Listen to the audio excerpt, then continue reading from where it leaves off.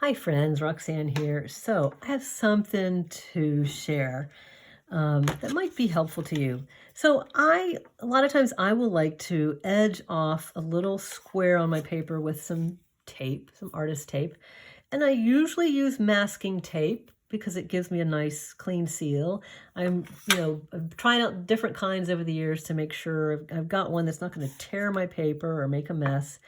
Um, I had been using some Scotch 3M tape for a while. That was working for me. But lately I find that I'm not getting a tight enough seal, even though, I feel like I've rubbed down all the edges and I get this little bleed through. And then it's like, well, all my clean edges are gone. I've got these, splotches, some tiny ones that just look like a mess, and then some big ones. So what are you going to do?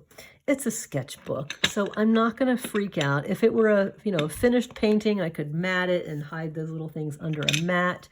But, I wanted my sketchbook edge to have a nice clean edge. But like I always say, if you can't erase it, you can fix it or disguise it or just alter it. So I'm going to alter it by taking a dip pen with some brown ink. And then I'm just going to go in and maybe make some lines where some of this foliage might be. I've got this beautiful, it's nut brown ink by Winsor Newton. So I'm just going to emphasize some lines in here. And yeah, we're going to have it growing out of the box. So how's that for thinking out of the box? We can just alter what we're seeing here.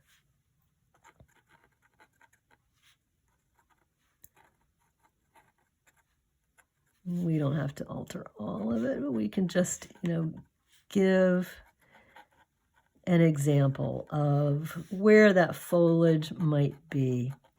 I don't have to color it in. I can just ink it.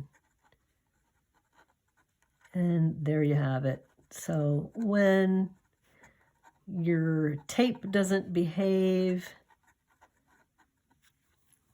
make it better. Make it what you want now.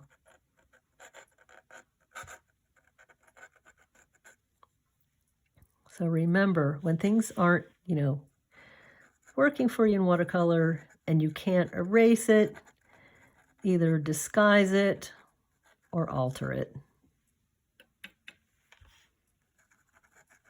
There you go. Just do a little bit of that. And what might I do down near the base? Maybe I want to change a different color. Let's open this violet. I've been wanting to get out the violet. I could still use this brown down there. I do have some burnt sienna and ultramarine blue in there, but I've been wanting to crack open this purple. It's actually violet. Let's see what we got with this. Hopefully I still have some left. Ooh, it's down to the bottom. You know what? I think this is starting to dry up. It's a little bit too thick. Yep. All right. That's one I'm going to have to replace. Let's go back to the brown.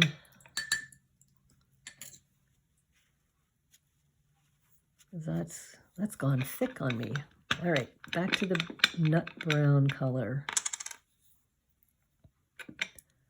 which I do like. All right. So say we've got some things going on. Let's make just tree roots out of them.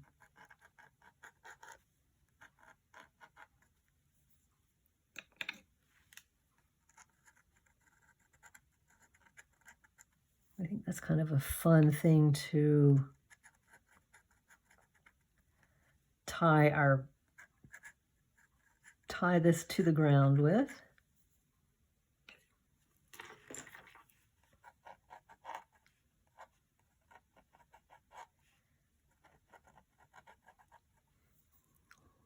We think of all these autumn paths and walking through the woods and all the leaves falling. We're gonna have some tree roots out there.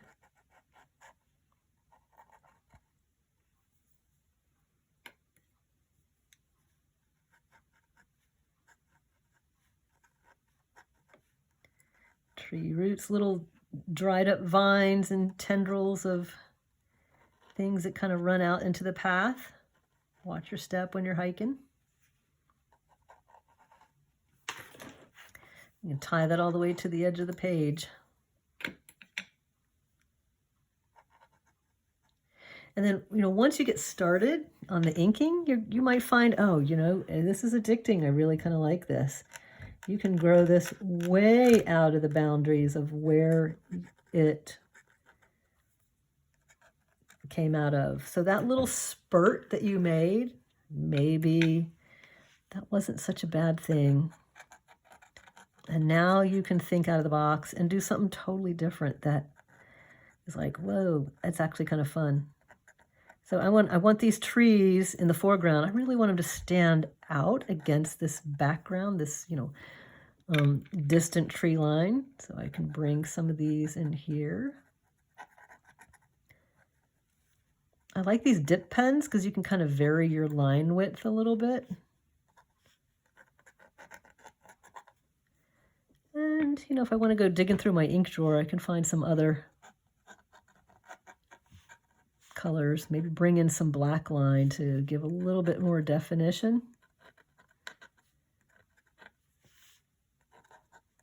I'm actually quite liking how this turned out. So sometimes those, the goofy guy of Painter Life, Bob Ross, talking about happy accidents, some things will happen in watercolor that you feel like, oh, I just didn't intend for that to happen. And then something cool and curious and fun will evolve out of it. And I think that's where our creativity will help us. And creativity is just another word for problem solving. How do you approach problem solving? Rather than getting freaked out, uptight, and worried, just say, okay, what's my strategy? What could my strategy be? What might I do? Because all is not lost. It's watercolor. It's a sketchbook. How do I make this more fun and fascinating? And suddenly, I'm kind of liking this way better than my first pass. I think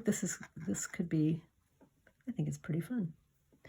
Right, and you can, continue tweaking or call it a day. You can run this off the page, tie it to each of your page edges, bring it into some script. I think there's a lot of fun things that you could do with this, and I would not have even thought of it unless I had, this little boogered up place from Weird Tape that I'm no longer fond of.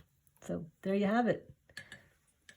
How to fix, those weird little mishaps. Have a great painterly day. Bye.